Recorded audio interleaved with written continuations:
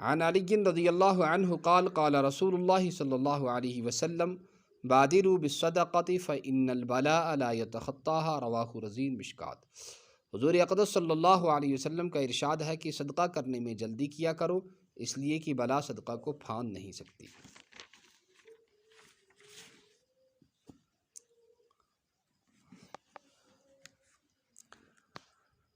یعنی اگر کوئی بلا مصیبت آنے والی ہو تو وہ صدقہ کی وجہ سے پیچھے رہ جاتی ہے۔ ایک ضعیف حدیث میں آیا ہے کہ صدقہ برائی کے 70 دروازوں کو بند کرتا ہے۔ ایک حدیث میں آیا ہے کہ حضور صلی اللہ تعالیٰ علیہ وسلم نے ارشاد فرمایا، اپنے مالوں کو زکوٰۃ ادا کر کے پاک کرو اور اپنے بیماروں کا صدقہ سے علاج کرو اور مصیبتوں کی موجوں کا دعا سے استقبال کرو۔ یعنی آپ زکوٰۃ دو تو آپ کا مال پاک ہو جائے گا، اور اسی طرح سے آپ کا کوئی بیمار ہو جائے تو اللہ کی راہ میں صدقہ کرو، اللہ اس کو شفا دے گا۔ جب آپ پر کوئی مصیبت یا پریشانی آ جائے تو اس وقت خوب اللہ سے رو رو کر اس پریشانی کے دور کرنے کے لیے اور اللہ سے عاجزی کر کر کے دعائیں کیا کریں کہ اللہ تعالیٰ اس پریشانی کو دور فرمائے۔ کنز العمال میں ہے یہ روایت۔ کنز العمال میں کئی احادیث نہیں، اس کے ساتھ اس کا تعلق ہے۔ کنز العمال میں کئی احادیث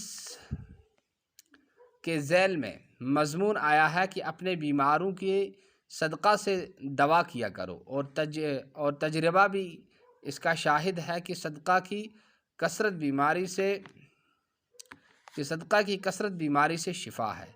ایک حدیث میں آیا ہے کہ صدقہ سے بیماروں کا علاج کیا کرو، صدقہ آبرو ریزیوں کو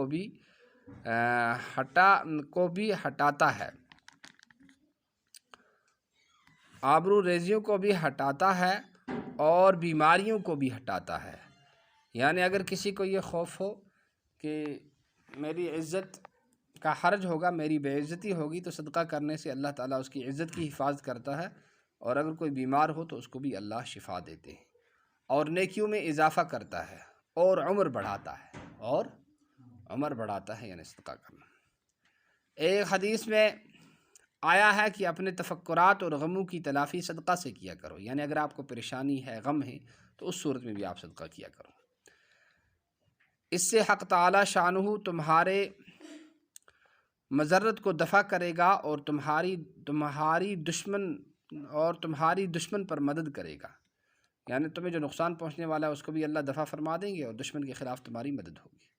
اور ایک اور حدیث میں آیا ہے کہ جب کوئی شخص کسی مسلمان کو کپڑا پہنائے تو جب تک کپڑا پہننے والے کے بدن پر ایک بھی ٹکڑا اس کپڑے کا رہے گا، پہنانے والا اللہ کی حفاظت میں رہے گا۔ ابن ابی الجعد رضی اللہ تعالی عنہ کہتے ہیں کہ صدقہ برائیوں کے 70 دروازے بند کرتا ہے۔ ایک حدیث میں ہے کہ صبح سویرے صدقہ کر دیا کرو، اس لیے کہ بلا صدقہ سے آگے نہیں بڑھتی۔ آیات کے ذیل میں نمبر 9 پر ابن ابی الجعد کی نقل سے ایک واقعہ بھی بھیڑیے کا گزر چکا ہے اور متعدد روایات میں اس مضمون کی گزر چکی ہیں۔ حضرت انس حضور اقدس صلی اللہ تعالیٰ علیہ وسلم کا ارشاد نقل کرتے ہیں کہ صدقہ حق تعالی شانہ کے غصے کو دور کرتا ہے اور بری موت کو ہٹاتا ہے۔ علماء نے لکھا ہے کہ صدقہ مرنے کے وقت شیطان کے وسوسے سے محفوظ رکھتا ہے اور مرض کی شدت کی وجہ سے ناشکری کے الفاظ کہنے سے حفاظت کرتا ہے اور ناگہانی موت کو دور کرتا ہے۔ غرض حسن خاتمہ کا معین ہے۔ ایک حدیث میں آیا ہے کہ صدقہ قبر کی گرمی کو زائل کرتا ہے۔ آدمی قیامت کے دن اپنے صدقہ کے سایہ میں ہوگا، جتنا زیادہ صدقہ کرے گا اتنا ہی زیادہ سایہ ہوگا۔ حضرت معاذ رضی اللہ تعالیٰ عنہ نے حضور اقدس صلی اللہ تعالیٰ علیہ وسلم سے عرض کیا کہ مجھے ایسا عمل بتا دیجئے جو جنت میں داخل کر دے اور جہنم سے دور رکھے۔ حضور صلی اللہ تعالیٰ علیہ وسلم نے فرمایا، تم نے بہت بڑی بات